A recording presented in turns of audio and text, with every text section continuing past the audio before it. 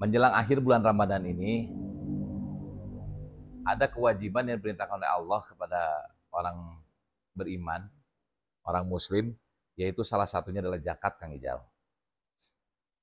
Zakat ini kalau saya melihat dari kategorinya, ada zakat yang berkewajiban semua masyarakat yang merasa beragama Islam, namanya zakat fitrah, dan ada yang zakat hanya diwajibkan kepada orang Islam yang memang kebetulan memiliki penghasilan sudah mencapai nisabnya. Zakat fitrah ini wajib hukumnya bagi setiap orang yang beragama Islam, termasuk bagi anak-anak yang memang ini masih menjadi tanggungan kewajiban orang tuanya. Karena zakat fitrah ini adalah sesuatu yang memang bertujuan untuk membersihkan diri, Kang Ijal. Betul. Kita ini diberikan rezeki hampir 1 tahun oleh Allah Subhanahu Wa Taala. Ada saatnya kita memberikan sesuatu yang kita pernah makan. Toh kalau kita hitung-hitung hari ini, besar zakat fitrah itu nggak besar. Hanya 2,5 kilogram dari makanan pokok yang kita bisa makan. Makanya idealnya, walaupun hari ini sudah diatur oleh Basnas besarannya, itu. Kalau kita memang di atas rata-rata penggunaan beras yang kita konsumsi, ada bagusnya kita lebihkan. Karena apa? Kalaupun itu nanti melebihi dari batasan yang sudah ditentukan untuk zakat fitrah tahun ini, Kang Ijal, ini akan menjadi sodako. Semua yang sudah merasa beragama Islam, maka dia harus menjadi bujaki dalam kategori zakat fitrah. Nah, zakat fitrah ini juga memiliki efek sosial, Kang Ijal. Salah satunya bagaimana bahwa dengan 8 asnaf yang sudah ditentukan secara syar'i untuk yang menerima zakat ini akan memiliki hak untuk mendapatkan dari setiap harta atau makanan pokok yang dikeluarkan oleh semua orang Islam pada saat itu. Kalau kita hitung-hitung, Kang Ijal, itu bisa mencapai 10 sampai 20 triliun. Luar biasa Betul. potensi dari zakat fitrah ini.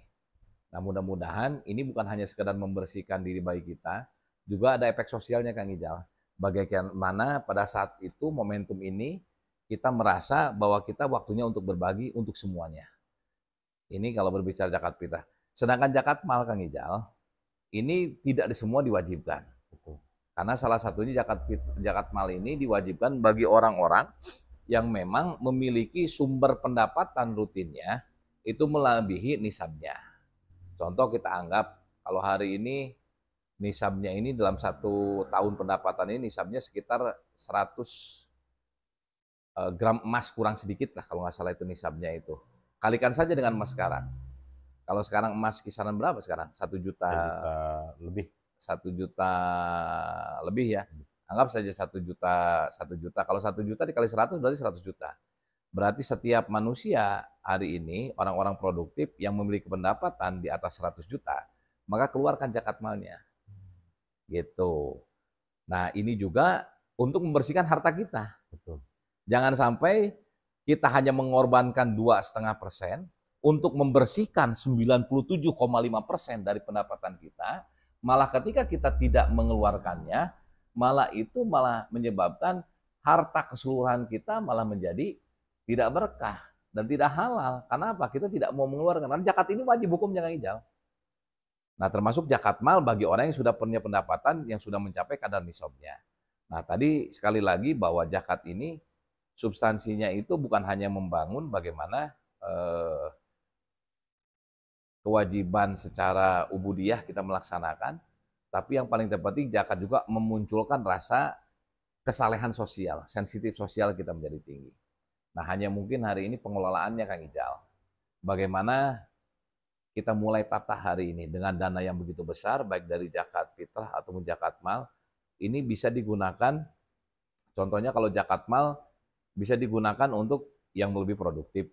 Bagaimana hari ini orang yang masuk dalam kategori asnaf zakat atau mustahik zakat, ini dibantu untuk meningkatkan produktivitas kalau memang usianya masih produktif. Betul. tahun depan, atau 2 tahun depan, atau 3 tahun depan, mereka ini sudah menjadi muzaki dalam kategori zakat mal. Betul. Nah, ada yang bertanya kepada saya, Kang, gimana saya makan orang miskin, apakah saya wajib zakat? Wajib. Gitu. Walaupun dia juga sambil menerima zakat. Karena apa? Dia masuk 8 asnaf golongan fakir miskin untuk diperbolehkan untuk menerima zakat. Nah, mungkin ada pengalaman Kang Rijal ketika ya kita ini makin usia bertambah ini kan kita mengalami historial tentang zakat. Betul. Gitu. Untuk waktu, Kang, saya ingin bertanya untuk waktu. Contoh gini, di kampung saya, kan terakhir ini hari ini nih, hari ini 2 hari untuk ditentukan oleh panitia. Nah, ketika kita belum punya di waktu yang ditentukan, akhir dari pembayaran zakat itu pada setelah Idul Fitri boleh nggak gitu? Sebelum melaksanakan sholat Idul Fitri. Mudah-mudahan saya nggak salah. Kalau nggak salah sebelum melaksanakan sholat Idul Fitri. Jadi ketika sebelum sholat ya, kita bisa berzakat lagi. Kita nggak bisa memungkiri hari ini memang ketika ini dikelola oleh sebuah lembaga atau amil zakat pada saat ini, memang mereka itu kan membutuhkan waktu untuk menyebarkannya, Kang Ijal.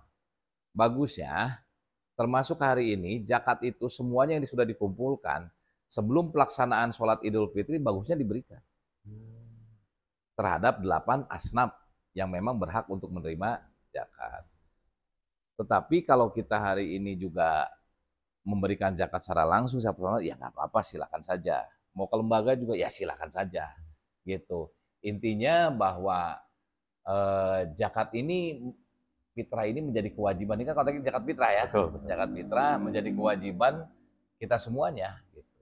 Jadi pastikan bahwa sebelum melakukan sholat Idul Fitri kita sudah membayar zakat. Gitu. Kemarin juga kan ada yang bertanya ke saya gitu, kalau misalkan untuk pembayaran zakat si uangnya itu dapat minjem gitu, nah itu boleh nggak gitu, Kang? Nggak ada masalah. Kalau memang kita pada saat itu nggak punya, kan nggak mungkin selama 365 hari ini kita nggak bisa sama sekali. Mungkin nggak hidup, nggak bisa makan. Betul.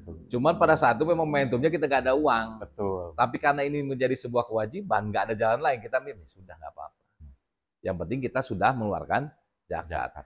Karena zakat itu sebetulnya bukan hanya pada hari itu dihitungnya, tapi kan hari-hari sebelumnya. Betul. Dan zakat fitrah itu kan hanya sekali dalam 1 tahun kewajiban itu.